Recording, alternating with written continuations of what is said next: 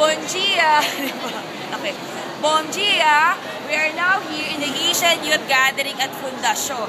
I'm Shirley Painor from Singles for Christ, Philippines.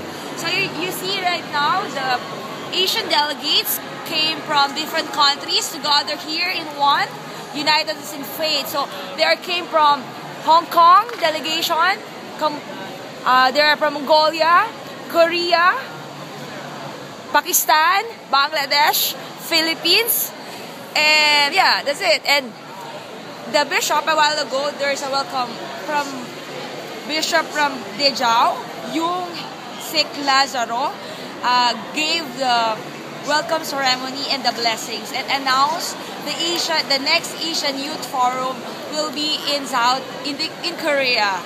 So right now, we are the delegates are gathering, having the sharing. You see in the widescreen. So they have this group sharing. So there are facilitators. So the delegates gave these sharings. So that's it. So this is very fruitful day today here in Fundasyon. Okay.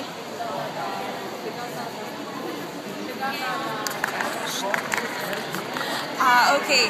So there are a lot more to happen today.